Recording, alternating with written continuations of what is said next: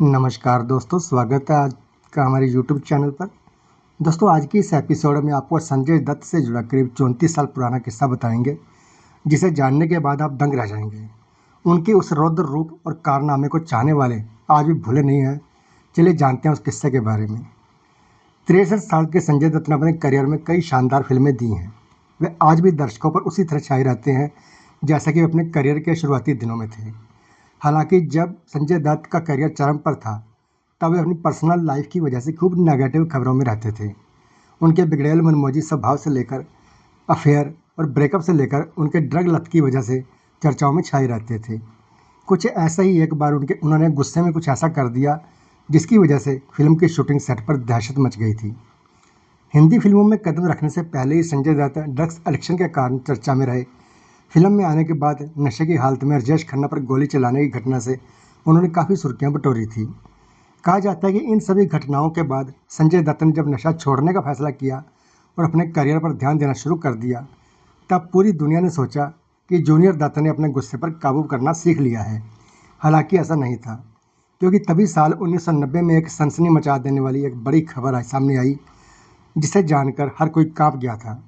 खबर थी कि शूटिंग के दौरान भीड़ में मौजूद कुछ लोगों को मारने के लिए संजय दत्त ने गुस्से में तलवार निकाल ली और मारने की धमकी भी दे डाली। 90 के दशक में यह खबर आग की तरह फैल गई थी। ये घटना नासिक में घटी थी, जब संजय दत्त एक्ट्रेस फरहा और सोनम के साथ फिल्म जीने दो की शूटिंग कर रहे थे। बताया जाता है कि महत्वपूर्ण सीन ऐसे थे जो शहर के भीड़ भाड़ वाले हिस्से में फिल्माए जाने थे। वहाँ की भीड़ सुपर कुख्यात थी। संजय दत्त जब भी अपना शॉट शुरू करते तो वहाँ की जनता उन्हें चिढ़ाती थी। वे संजय की खराब एक्टिंग को लेकर भी कमेंट करते रहे। बाद में भीड़ में मौजूद शरारती तत्वों के एक ग्रुप ने संजय दत्त के परिवार को लेकर व्यक्तिगत कमेंट करने शुरू कर दिए। इसके साथ उन्होंने ताने देकर संजय को निशाना बनाना शुरू कर दिया। ग्रुप ने फरहा और सोनम को भी नहीं बख्शा। बस क्या, गुंडों के ताने और कमेंट सुनकर संजय अपना आपा खोने लगे और उस खास गुट को गुस्से से देखते रहे। हद तो तब हो गई जब भीड़ में शामिल उन गुंडों ने संजय को भड़काया और मारपीट करने के लिए उन्हें उकसाने लगे। उन गुंडों ने संजय दत्त से शूटिंग यूनिट से बाहर निकलने और फिल्मी हीरो की तरह उनसे लड़ने की धमकी दे डाली। हालांकि तब भी संजय दत्त शांत रहे और शूटिंग करते रहे। अंत में शॉट खत्म हुआ और वे उस दिन अपने होटल के कमरे में वापस चले गए। अगले दिन वही गुंडे सुबह से संजय दत्त और उनकी टीम का इंतजार कर रहे थे। इस बार उनकी तादाद ज़्यादा थी। संजय के लिए शूट करना और खुद को कूल रखना काफ़ी मुश्किल था।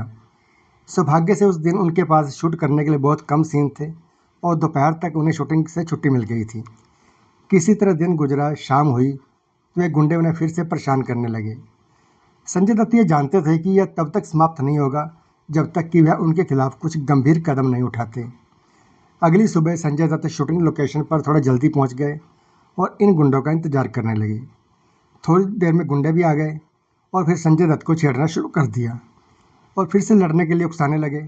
इस बार संजय दत्त ने उनकी चुनौती स्वीकार कर ली और अपनी शूटिंग सेट से बाहर कदम रखा। इससे पहले कि वे गुंडे कुछ और कहते, संजय दत्त ने एक लंबी और चमकती हुई तलवार निकाली और अपने हाथ में पकड़ ली।